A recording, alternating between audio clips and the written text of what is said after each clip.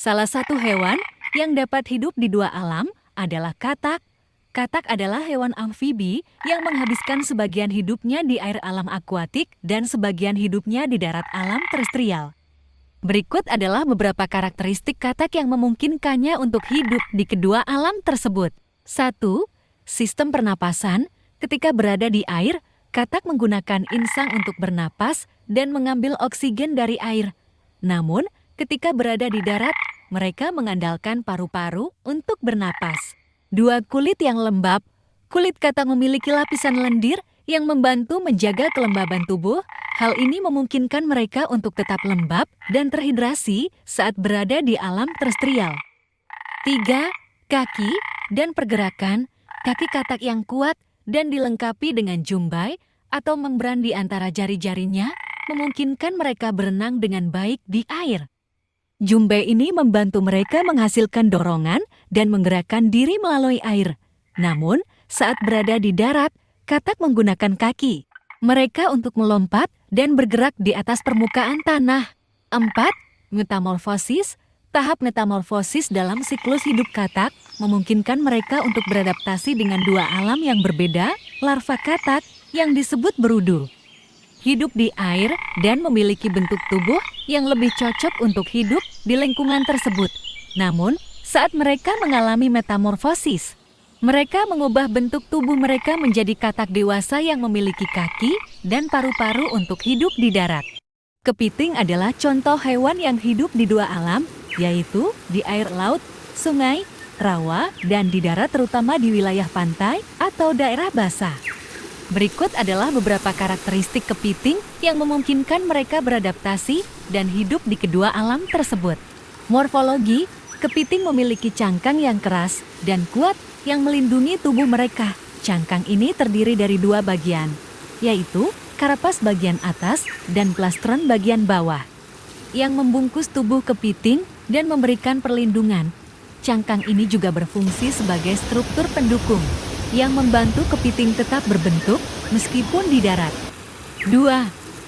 Kaki. Kepiting memiliki sepasang kaki yang kuat dan berkaki 10. Kaki-kaki ini memiliki cakar tajam yang digunakan untuk mencengkeram dan memotong mangsa, serta untuk bergerak di dasar perairan atau di atas tanah. Beberapa spesies kepiting juga memiliki kaki belakang yang lebar dan pipih yang berfungsi sebagai sirip untuk berenang di air. Pernapasan, kepiting memiliki sistem pernapasan yang memungkinkan mereka bernapas di kedua alam. Mereka memiliki insang yang terletak di bawah karapas, di mana oksigen diserap dari air. Selain itu, kepiting juga dapat menggunakan paru-paru yang terdapat di dalam rongga insang untuk bernapas di udara saat mereka berada di darat. Kura-kura adalah hewan yang juga hidup di dua alam, yaitu darat dan air.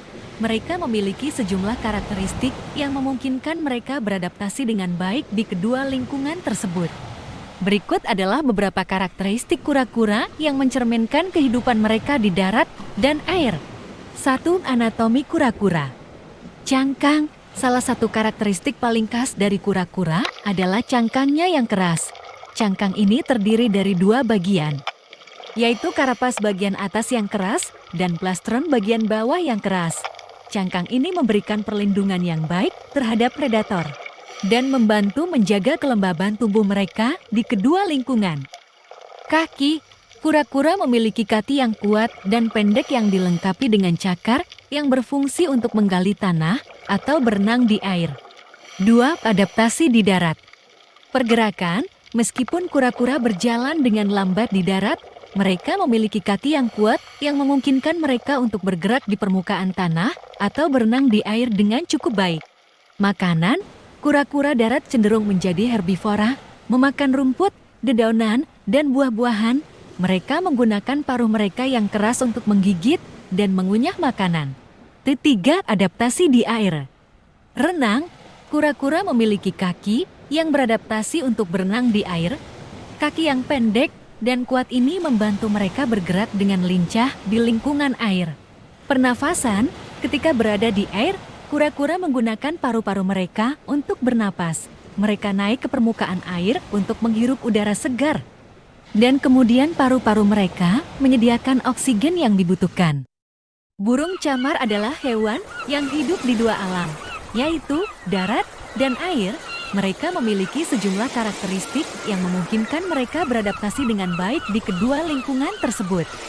Berikut adalah beberapa karakteristik burung camar yang mencerminkan kehidupan mereka di darat dan air. 1. Anatomi burung camar. Sayap. Burung camar memiliki sayap yang kuat dan panjang yang memungkinkan mereka terbang dengan mudah di udara.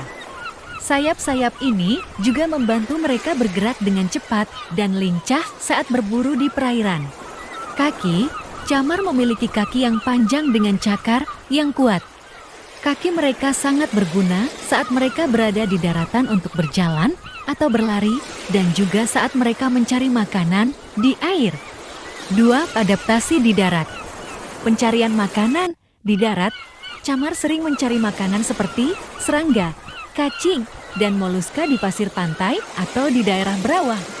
Mereka menggunakan paruh mereka yang kuat untuk mencari dan mengambil makanan tersebut. Sarang. Burung camar betina biasanya membuat sarang di darat untuk bertelur dan mengasuh anak-anak mereka. Mereka biasanya membuat sarang dari ranting, rumput, dan bahan alam lainnya di daerah yang aman dari gangguan predator.